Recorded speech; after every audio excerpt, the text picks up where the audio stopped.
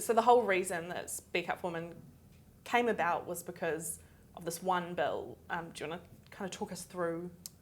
Yes, it was an amendment to a pretty dull little piece of legislation around forms and registering your birth. So it was births, deaths, marriages and Relationships registration. Registration bill, yes.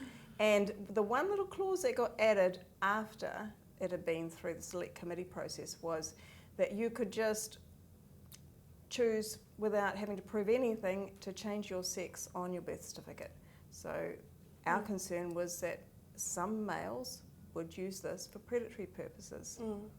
The implications were numerous. Your birth certificate is used as a very key document for a lot of things, and I think when we spoke a bit about the issue of predatory males using this as an avenue to access women's spaces, people then jumped in and said, "You're saying all trans women are predators." And we're not saying that. We're saying that there are enough males who are. And unfortunately, if you look at priests and teachers and coaches and all those other kind of positions where males have been able to use positions of power to access vulnerable women or children, this is just something we've had to contend with in society. And we were saying, hey, safeguarding, look, there's another avenue in which it could be used by some.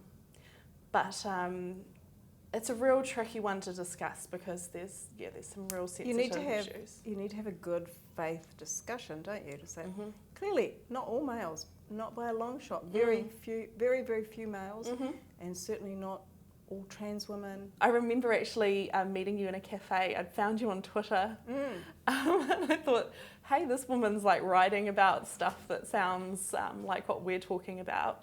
For you, was the free speech issue always tied to the women's issue, or did one? It was. Yeah. It was a combination of free speech and democracy. I couldn't see how a law that was going to impact maybe half the population could go ahead without even having a proper discussion, without it going properly before the select committee, and the fact that every time people tried to raise an issue about it, they got shut down. So I realised that the free speech and the democracy question was very much intertwined. I guess that's how we ended up in the more dramatic aspects of Speak Up for Women's activism, which was obviously like the court cases, because we got to the point where there was legislation before Parliament that was, as we saw it, going to be really impactful, and we weren't allowed to talk about it. No, we were told, oh look, this is nothing, it's no big deal, it's all, in fact, hardly anyone knew it was going to happen because it was all being done under the radar.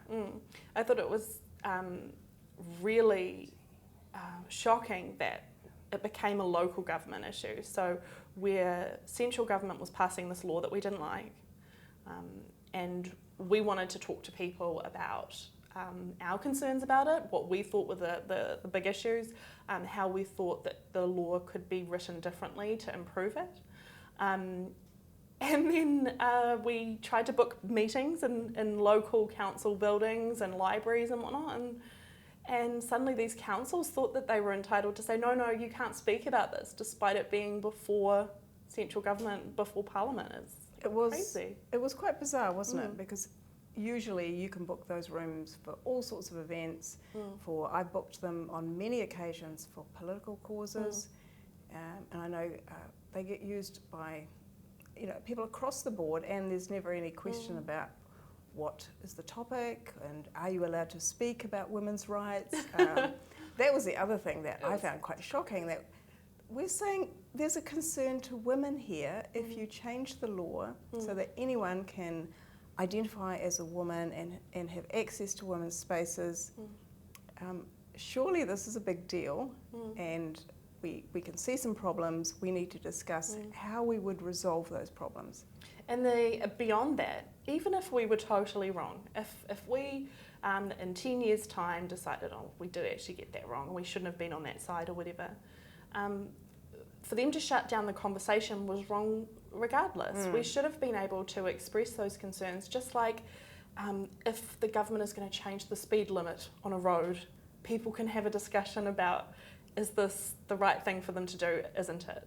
And the fact that a policy and a law was being pushed through in a pretty anti-democratic way, and then we weren't allowed to have the discussion. It was just incredible.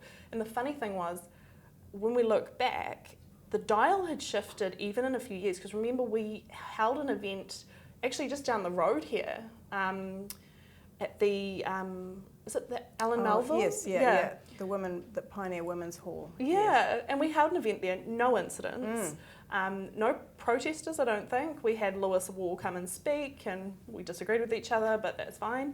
And then 2 years later, is it? Maybe even less. Yeah. Within the space of a year and a bit, I think. Yeah, it was suddenly, no, you guys are making everyone unsafe, and these ideas are unsafe, which, yeah, crazy. It was very crazy. And, you had Green MPs saying, oh, this is not up for debate. We're changing the law, it's not up for debate. Well, what sort of democracy is that? I know. And how do you make good law if you can't have a discussion about the implications of it? Yeah, and I think for me, if I look back at my approach to life, I've always been for free speech and thought that it was a good thing. But it wasn't until these experiences that we had with Speak Up for Women that I guess I acutely experienced what it is to have that taken away. And so I know for me that's what kind of honed the desire to be part of the broader fight, which was free speech for everyone and not just our niche issue. Because I think sometimes it's easy to care about your free speech because the thing you want to talk about is being shut down.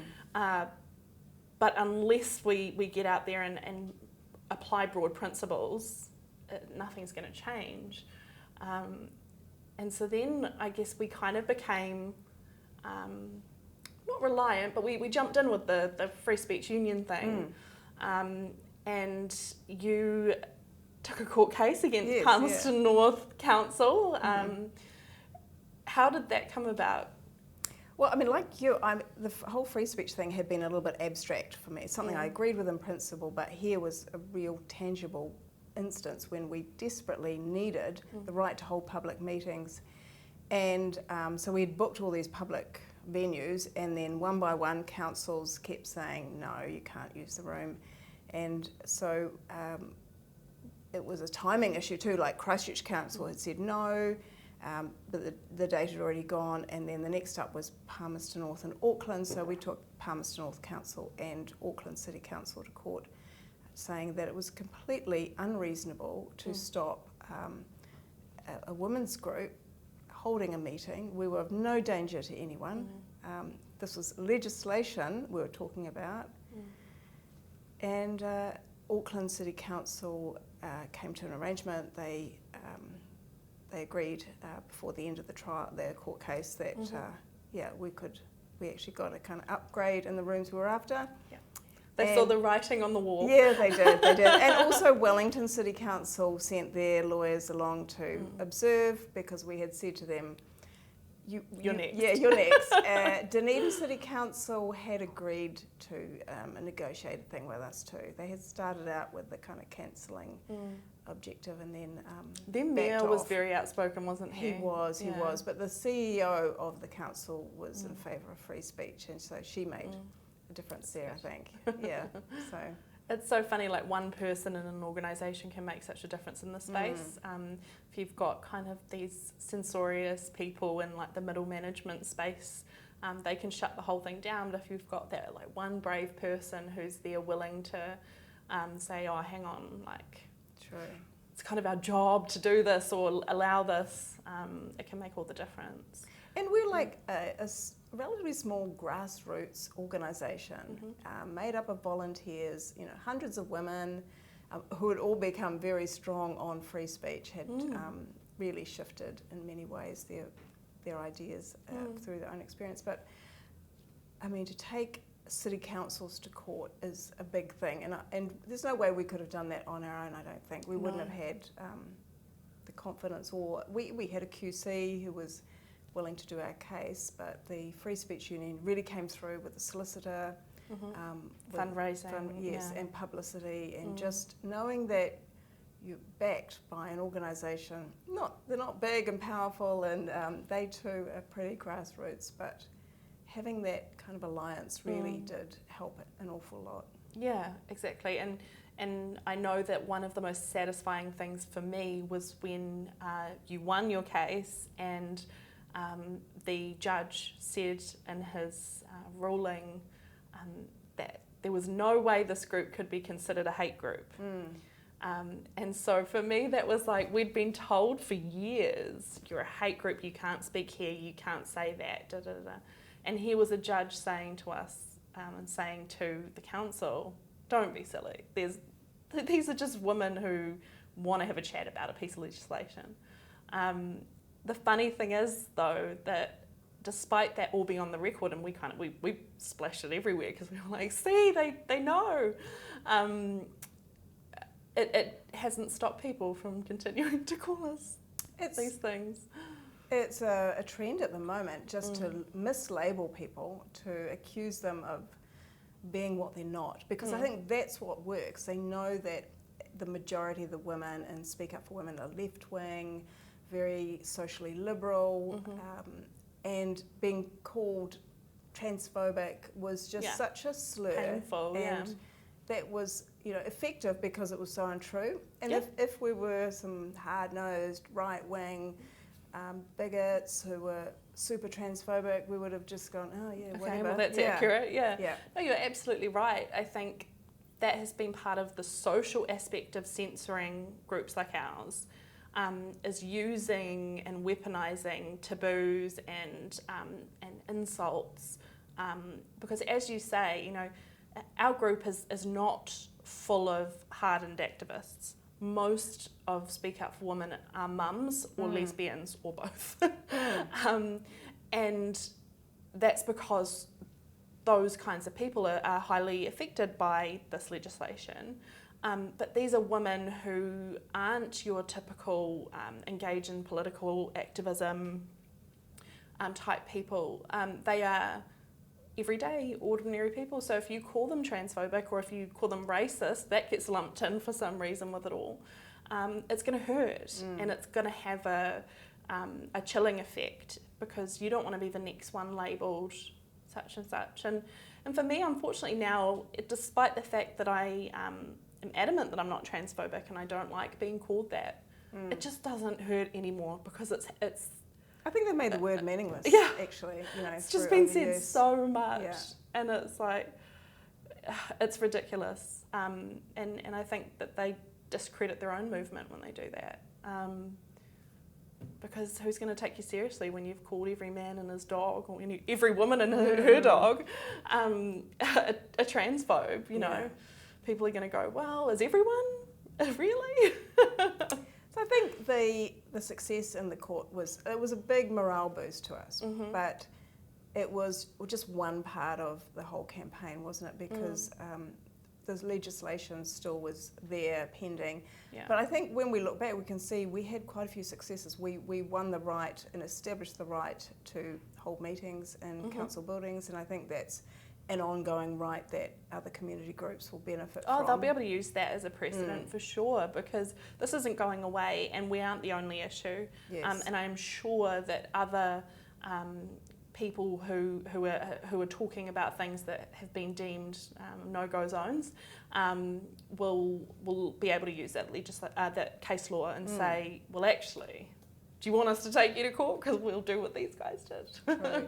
And I guess the other thing that was acknowledged through the campaign was the government had to backtrack and put the proposed law back to the Select Committee for public consultation. So that was a really big win. Yeah, that was a win for democracy that, that kind of vindicated our stance very much. So absolutely, and they did put in then a clause into the law as well that slightly improved it. Obviously, we weren't happy that the law went through. It wasn't what we wanted, but there was an amendment in there that improved it slightly.